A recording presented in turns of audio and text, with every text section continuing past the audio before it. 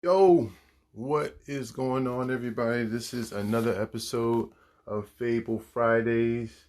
I am Christian Jones, CJ the Genesis, your host for this morning. And if you don't know what's going on here with Aesop's Fables and Fable Fridays, we're going into, the sub shy. What's good, Ryan? How y'all feeling? We're going into Aesop's Fables. We're going to talk about some of the stories. Of course, you know the stories like, the grasshoppers and the ants, the boy who cried wolf, stuff like that. But I'm more so taking a look into these other stories, and just going over the life lessons and all that's all packed within them. So I know I hope everyone's had a good week. I know for me this week has been very, like, not wow, but it's been this week will change my life. How the next 24 to 48 hours go will determine a lot. And I just feel good I don't know, it feels good to be living, you know what I mean? Just living. Like this is life, right? So before we get too deep and esoteric or what have you, once again, I just want to say hello. I got 3 stories for y'all. Let's see, which one will we start with? I have one that I printed out too because it wasn't in the book. Shout out to Maya for, hitting me up and asking, suggesting some fables, and y'all can suggest fables now. Y'all can just hit me up and, I'll read them because fuck it, I need something to read. But all right, let's start with this one. This one is called "The Travelers and the Plane Tree." You see them? You see them under the tree? And plane is like a plane, like an airplane. It's not. I thought it was. Even when I said it out loud, I thought it was plane, like a PLAIN, like basic plane, but it's like plane. Anyway, let's get into it. 2 travelers were walking along a bare and dusty road in the heat of a summer's day. Coming presently to a plane tree, they joyfully turned aside to shelter from the burning rays of the sun in the deep shade of its spreading branches. As they rested, looking up into the tree, one of them remarked to his companion, "What a useless tree the plane is! It bears no fruit and is of no service to man at all." The plane tree interrupted him with indignation. "You ungrateful creature," it cried, "you come and take shelter under me from the scorching sun, and then in the very act of enjoying the cool shade of my foliage, you abuse me and call me good for nothing." Moral: many a service is met with ingratitude.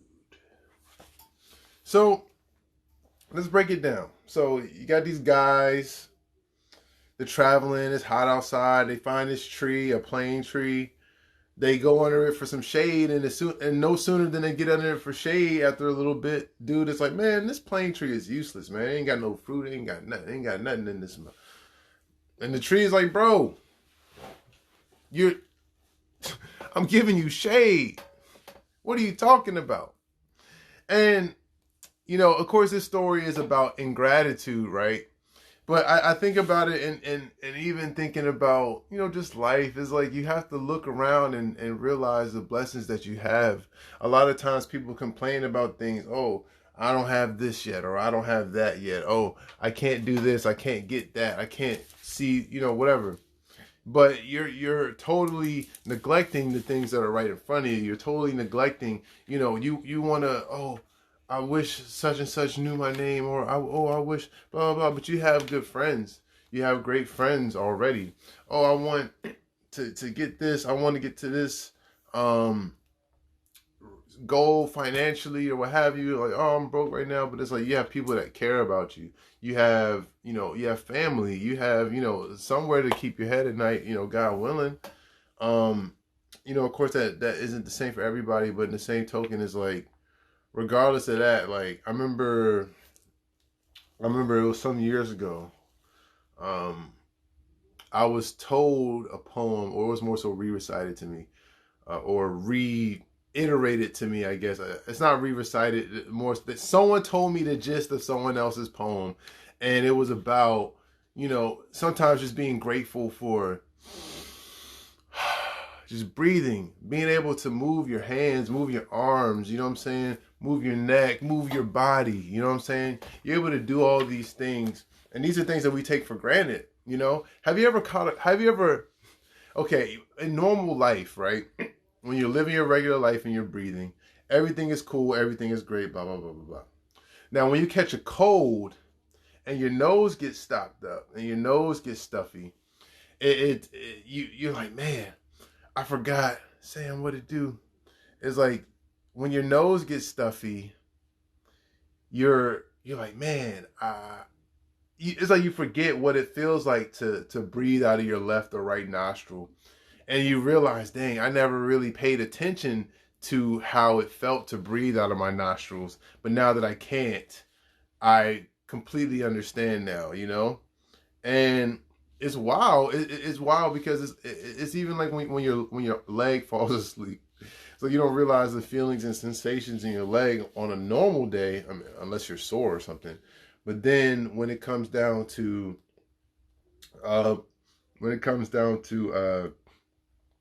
when you have an ailment, or when you're just not all the way there, then all of a sudden now you're like, damn, I wish I appreciated that more. And a lot of us are like these travelers in a plane tree. We can read this story objectively and say those guys are assholes for laying under a tree for shade and then simultaneously complaining about how it has no fruit. It's like, oh man, thanks for giving me $50, but you know what I'm saying, I really need $10,000. And it's like, wait, hold up. You're $50 closer to your $10,000. What you being ungrateful with me for? You need to go ask somebody for $95 or $99.50 and stop talking to me about some damn $50. I don't know. That's pretty much the gist of it. But really, the lesson is to be grateful. Sometimes we're looking for more, but just be grateful with what you have, right? You can't get greedy. You can't get greedy, Maya. What it do? Like, you can't get greedy with what you want and what you're going after. Like, they wanted fruit from the tree, but the trees were giving them shade. So it's like, well, if this giving you shade, you weren't looking for fruit at first. You were looking for shade because it was hot outside. You got shade, you got what you wanted, and now all of a sudden there's an issue. Oh, it doesn't have fruit though. Like, bro, relax. Anyway, that's pretty much it. The Travelers in a Plane Tree. Any comments, questions, concerns? I'm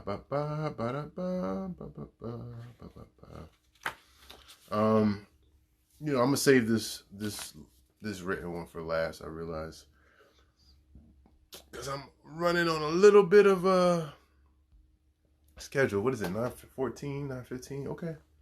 All right. Well, let's move on to the next one. This one is called "The Flea and the Man." Here's a picture of the man looking kind of strange, and the flea right there, got your neck like shit. Okay, the flea and the man. A flea bit a man, and bit him again, and again, and again, till he could stand it no longer, but made a thorough search for it, and at last succeeded in catching it. Holding it between his finger and his thumb, he said, or rather shouted, so angry was he, "Who are you, pray, you wretched little creature, that you make so free with my person?" The flea, terrified, whimpered in a weak little voice, "Oh, sir, please, pray let me go. Don't kill me. I am such a little thing that I can't do you much harm." But the man laughed and said, "I am going to kill you now, at once. Whatever is bad has got to be destroyed, no matter how slight the harm it does." And the moral is, do not waste your pity on a scamp. Now, I think that was pretty straightforward. I don't know if I necessarily need to break it down, but to wrap it up in 2 sentences, a flea was pissing the man off, and the man got pissed off with the flea and was trying to kill the flea. The flea was trying to plead for its life, and the man was like, "Nah, fuck that, bro. You gotta go." And the moral is, do not waste your pity on a scamp. Now, there's a lot of different interpretations for this. Like, I had a lot of different thoughts when I read it, and I've read this story a few times before, and I haven't chosen it for a couple of weeks when I come across it. Not because it's a bad story, but because, like, there's so many ways that it can go. Like, you know, you can look at it as, you know, you can look at it from an actual literal perspective of, you know, oh, yeah, like I know me, I'm personally, I don't like to kill bugs. I like to, you know, let them outside. I'm one of those guys, you know, like unless a bug has pissed me off like this flea was doing, it's like, all right, bro, you got to go. You just got to go. But in 90% of cases, like especially with like, you know, bigger bugs, it's like, no. I'm gonna just take you outside. You got a whole life to live. You know, some of y'all are just small animals for real. Like, y'all not even bugs. Y'all so damn big. But, you know, I looked at that and I took it a little bit differently because I think about life, and like I said, this week has been kind of wild, and I think about life, and I think about you know, where I want to go in life and my goals, and you know, things that are going on, and it's like when I think of Flea, I don't necessarily think of a flea as much as I think of things that are small to me. There are a lot of things that are small to me that maybe click what? Huh? Someone joined to clickbait IRL. Okay. So I'm like, man, I think about these things that are small to me, and they may not be small to me now, but in the grand scheme of everything that's happening or everything that's going to happen or things that I believe that are going to happen, things are small. Certain problems I have every single day, or, you know, whether I'm at work, whether I'm, you know, dealing with my family or friends or whatever, certain problems in the grand scheme of things are ultimately really small. A lot of the problems that, you know, that most of, you know, a lot of the things that people stress about on a day-to-day basis is really small in the grand scheme of things, right? You know, maybe you're being a small person at the time and this small thing is seeming big to you, but once you become like, once you fully grow into your fully realized self, you look back and you look down and you're like, dang, that was a small problem. Why was that such a big deal at the time? If you even remember it enough to have this reflective conversation. So I look at it, I'm like, man, how many situations, how many problems, how many fleas have I allowed in my life, and to the point where I let it to the point where I show it pity, to where I let it affect my emotional well-being, I guess. And it's not that deep, but it's also like, it's that deep, especially for this. And you know, and it's an everyday process, but it's like, yo, you have to just move accordingly. You have to treat these small problems like they are. They're small problems. Like if someone came up to you in the middle of the street and said, I'm gonna give you a piece of paper, a folded up piece of paper. I'm gonna give you a folded up piece of paper. And inside of this folded up piece of paper is a math problem. Okay? And if you can solve this math problem, you know, then you if you can solve this math problem, then you will you'll get $10,000, I guess. And they hand you a sheet of paper, and you open it up, and it's 2 + 2 = 4. Man, you ain't stressing about that, man.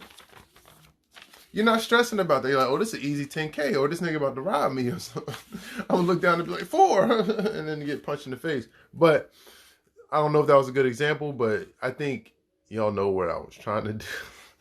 Trying to say, ultimately, these small problems, like, you know, they're easy. They're easy in the grand scheme of things, and we have to approach them as such. We can't overinflate these things. We can't have pity for our problems, or because sometimes people use problems as like comfort. Some people's lives are full of problems, so then it's like, well, if I don't have a problem, then I'm not comfortable, because if this has been my life. And I've definitely had my moments like that where it was like problem after problem after problem after problem after problem. It's like, dang, I could solve these problems. I have the solution to these problems, but what will life then be after I solve these problems? Could it be better? Could it be worse? Could it be boring? Mm-hmm. All I know is these things are small. These things are not worth they're not worth the entirety of you. They're not even necessarily worth your anger, but they are worth, you being your best self, where they're worth your growth. They're worth the rewards that will come from you solving this problem. So 2 + 2 is 4 is a small problem, but what I will get from this strange man on the street who is about to give me $10,000, this is a small problem for a big reward. So look at it like that. Small problems, big rewards. Just continue to be strong and push through them and figure it out. I was watching a podcast earlier this week, and they were talking about a lot of people have problems, and they won't spend time on the solution. And even from a body language perspective, when I'm facing the problem, I'm not looking at the solution right here. I'm facing the problem. I'm looking at the problem. I'm focused on the problem. But the solution is right there. There's a few solutions right there. But I'm not paying attention to them because I'm so focused on the problem. And I feel like we have to get to that point of mental strength to be able to look past it and say, okay, I see this problem. This might be a huge problem. But you have to treat them the same way. All like how God looks at all sins as sins and all sins are equal.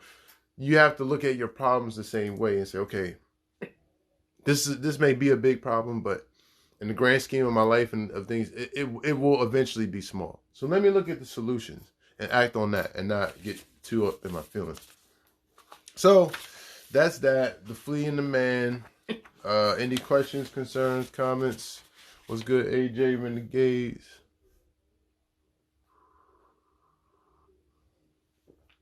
Oh, man. It's going to be... I'm going to shut up. I'm going to shut up. I'm not going to talk about my life. Oh, my God. This Fable Fridays was sponsored by Zyrtec.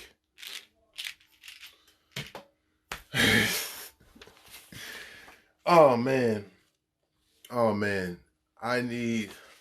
I'm good, man. I'm good. So what it do?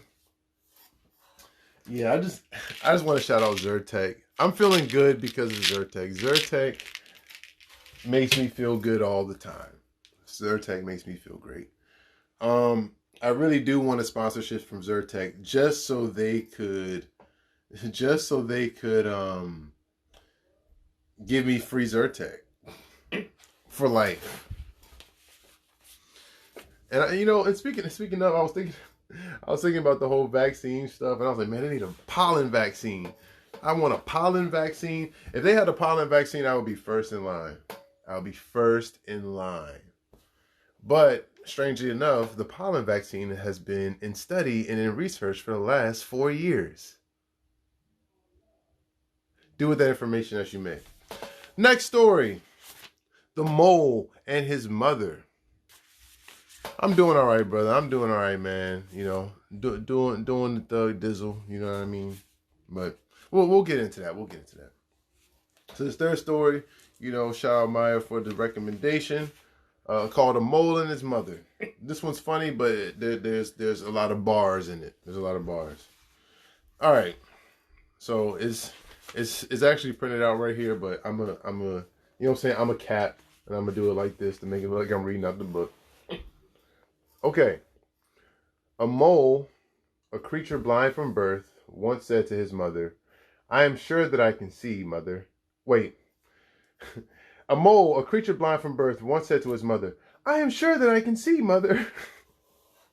In the desire to prove to him his mistake, his mother placed before him a few grains of frankincense and asked, "What is it?" The young mole said, "It is a pebble." His mother exclaimed, "My son, I am afraid that you are not only blind, but that you have also lost your sense of smell." The moral: when you boast of one thing, you will be found lacking in that and a few other things as well. Man, look, that's interesting. That's bars. That's bars. Like, think about it. So the mole, okay, so moles are blind. The mole is telling his mom, "Nah, ma, I can see. I can see."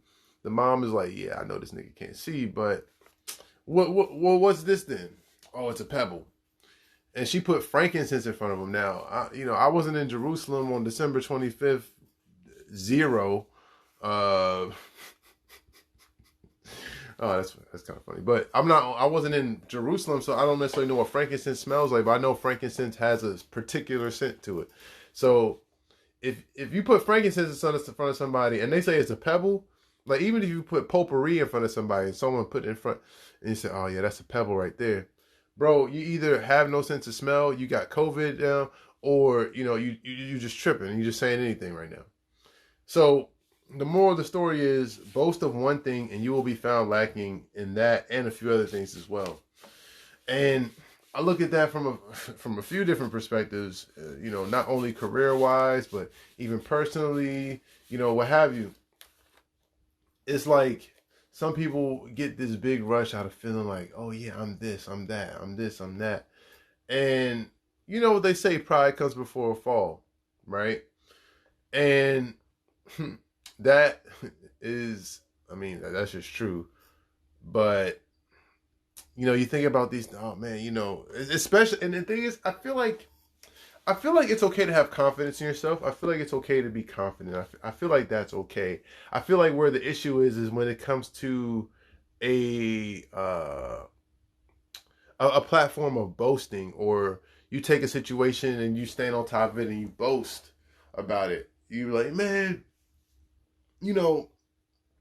I'm making all this money. I'm making all this money." But it's like, and you're saying that, like, somebody, let's say somebody calls you broke, and you're like, "I'm making all this money. I'm making all this money. You see my car? You see my blah, blah, blah." And it's just like, yeah, but, what you going to do with that tomorrow? What about what about your investments, bro? Matter of fact, do you have a Roth IRA? Matter of fact, bro, do you, like, you got all this money and you, okay, yeah, oh yeah, I have $250,000. I got $250,000. Bro, if you invested 100 of that in the real estate, you probably have 6, 7, 800 mil. But you telling me about your 250 mil like I'm supposed to be impressed. So you got money, that's what's up. You're able to get money, that's what's up. But you can't keep money and you can't help money grow. So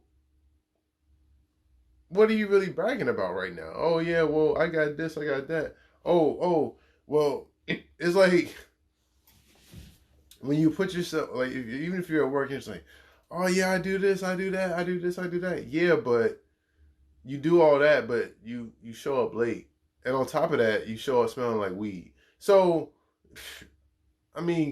that's nice you do that, but you're kind of messing up in a few departments, my man. I'm not talking about the dairy department. I'm talking about the personal department. I'm talking about the development department. I'm talking about a few different departments, right?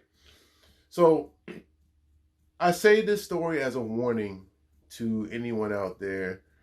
Not to say anyone's really going through, well, I don't know what y'all motherfuckers is going through. Let me not project. I don't know what you motherfuckers is going through. But what I do know is that I'm not saying be humble and be quiet and dim your light. I'm not saying that. What I'm saying is don't jump on top of a pedestal to brag about something if you ain't got all your shit together. And if you actually have all your shit together, you probably realize the foolishness and just how I'm just going with foolishness. The foolishness in being boastful and being overly prideful and being overly braggadocious. Like, you understand that that's not really the wave. Because yeah, it's like, I was talking to my homie last night, and we were talking about Frank White. Maya says confidence in a realistic sense is perfectly healthy. Yes, exactly. You can be confident in your, like, don't let nobody play you. My thing is, look, like, I'm chill, I'm humble, confident person. But if somebody tries to play me, oh, you like, and you pull out them receipts on your ass will be embarrassed. I promise, you will be embarrassed. But personally, I don't care. You know what I'm saying? I'm not here to boast or brag about anything else. You know what I mean? But you know, I was talking to my friend last night, and we were having a real nigga conversation, and you know, we talked about Frank White or Frank Lucas. I forgot his name. The dude who sold all the cocaine, and we were talking about the movie American Gangster, where he was you know, where he pulled up to courtside with the chinchilla coat, and we all know once everything was cool. He was chill. He was quiet. He was staying low key. He was making his moves. He was making his money, $5 million a week, what have you. But he pulls up to the NBA game with a chinchilla coat, a loud chinchilla coat. So everybody's wondering, who is this guy over here sitting with all these millionaires and billionaires with a chinchilla coat? I ain't never seen this person. I ain't never heard of this person before. And then all of a sudden now the feds are starting to watch. Now the feds are plotting and saying, okay, who is this guy? We got to figure out who he is, what's going on. Oh, okay, he got money. He got this, he got in the third. Oh, but okay, he has a weak link over here. Let's exploit this weak link. Oh, he got a weak link over here. Let's exploit this weak link. And just from you making that one boastful, braggadocious statement that was, you know, when you look at the movie and you look at how it all went down, it's like, man, it was this one move that tore down the empire. You know, and you find, now I'm not saying his drug empire should have continued per se, but it's more so the fact that you had an empire, you had something good going, and you let it fall. You got tricked out of your spot because of, you know, outside opinions, and you know, you trying to like show motherfuckers that you got it. And it's like, okay, that's cool, that's cute, that's whatever, but you can't, you know. Shah says, anything else is a con. Facts. Huh. So you got confidence and then you got cons. Straight up. And you know, that's what it is, yo. Like you gotta just make sure you're confident in your abilities, you're confident in what you got going on, but you know, and I think I said this last week, like know your place though. Like know your place in the world. Not in a diminishing sense, but more so like self-assess, see where you are, see where you are in comparison to everyone else, and not necessarily from I'm trying to do better than somebody, or oh man, they're doing better than me, but more so say, okay, like I make good music, right? But I'm not Kanye West, and that's not necessarily talking about personally or whatever. It's more so like, bro, Kanye is Kanye. I can rap good, but I'm not Jay-Z. I can rap good, but I'm not Lupe. You know what I'm saying? So it's just like, I know my place in this world. Like, I know there's still places to go, so I'm not gonna sit here and say, I mean, I'm also a wild nigga, so it's just like I do want to battle Black Thought. I do want to battle Lupe. Not because I think I'm gonna win, just because I want to see where how my sword fares against these super sharp swords, right? That's more so. I'm on my Naruto stuff or Goku stuff. I just want to smoke just to see where I stand and see how I can get stronger. But you know, some people, you know, like don't go on Twitter and start freestyling that Black.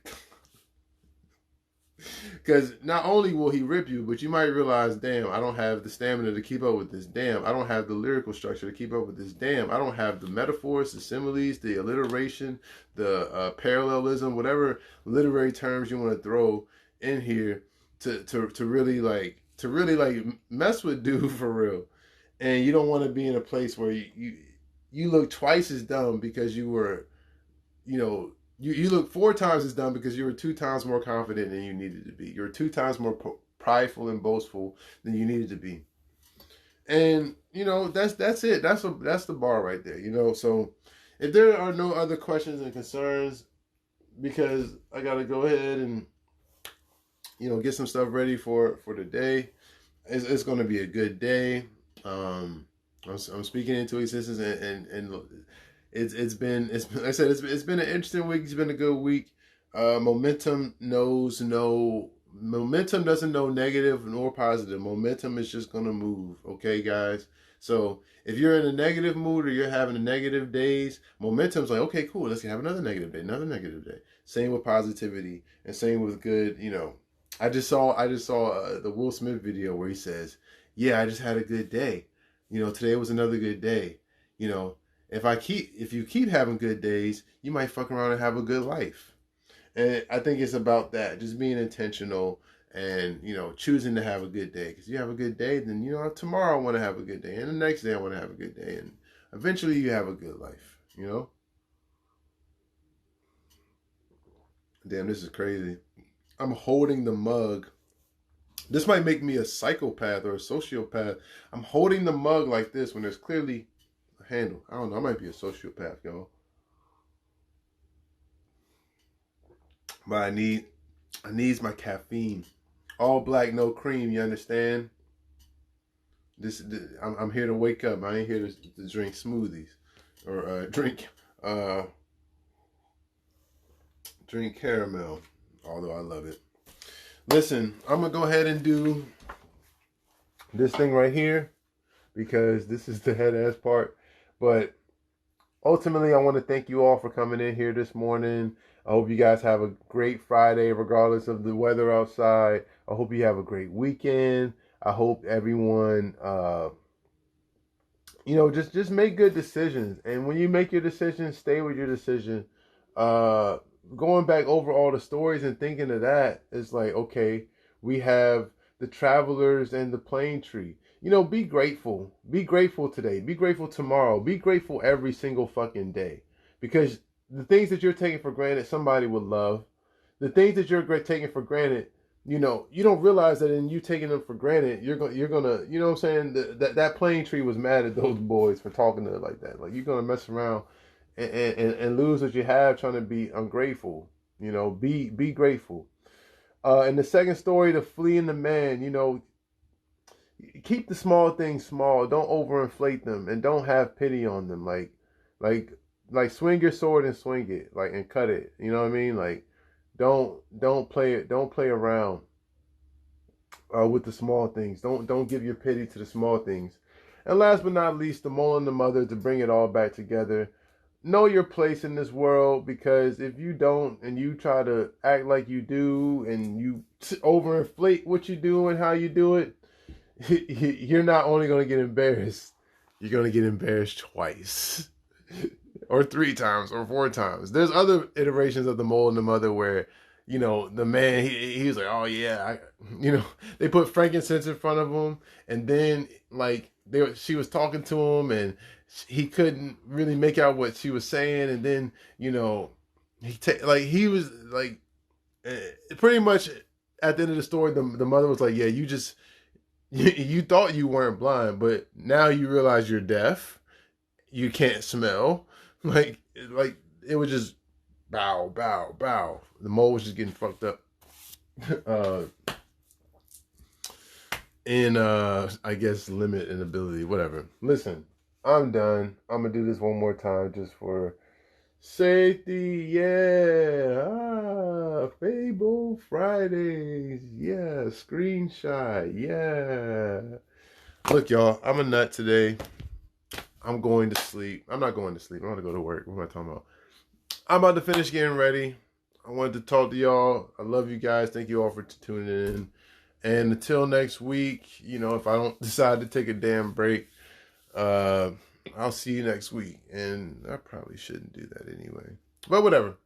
See you next week. Y'all be safe. Enjoy your weekend. Stay blessed. Keep the love. And yeah. All right, y'all. Peace, love, chicken grease, all that.